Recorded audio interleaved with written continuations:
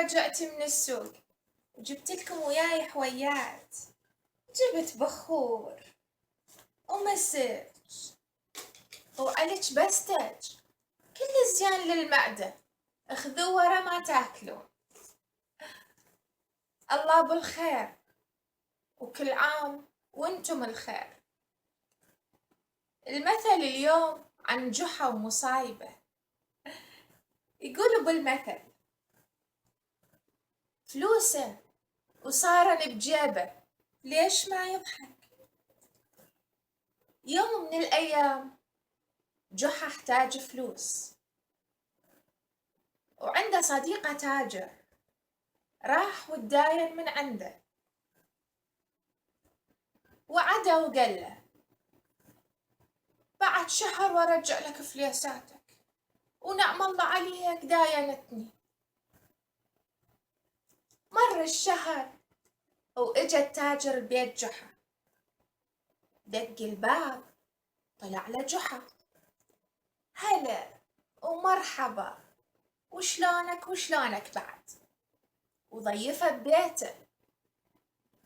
كان يقول له: أكيد أنت جاي على فليساتك، سامحني أنا صرفتهن، احتاجيت وصرفتهن، إن شاء الله بعد شهر وأجمع لك إياهن.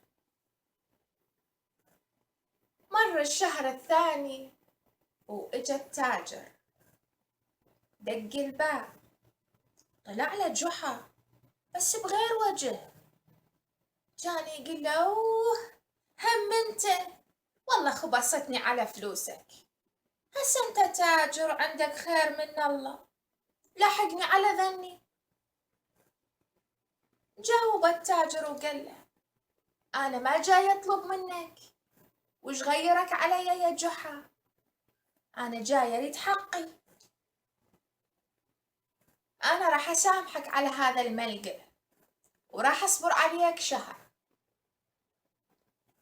مر الشهر ورجع التاجر، دق الباب، بس هالمرة ما طلع له جحا، طلع له ابنه. كان يقول له: عمو وين أبوك؟ أنا جاي على فليساتي. قال له: إيه عمو أدري، وفلوسك موجودة. قال له: إيه يلا طيني إياهن. قال له: اسمع عمي هاي السالفة،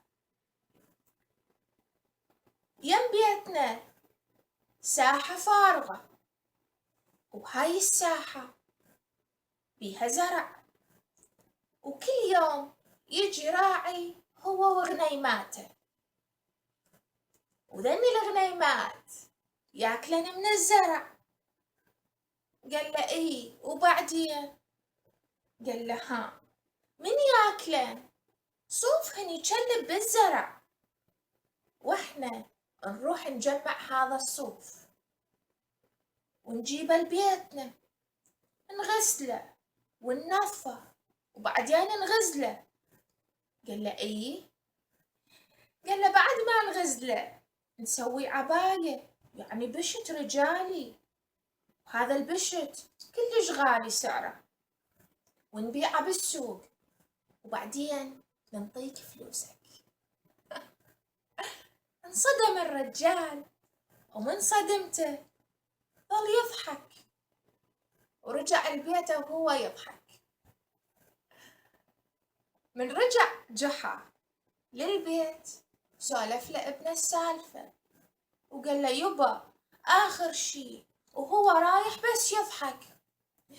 كان يقول له: إي بويا لازم يضحك، فلوسه وصارن بجيبه، ليش ما يضحك؟ إذا كنت ذكي وشاطر، استخدم ذكائك وشطارتك لفائدة الناس ومو لمضرتها. ممنونة منكم، ودعت الله.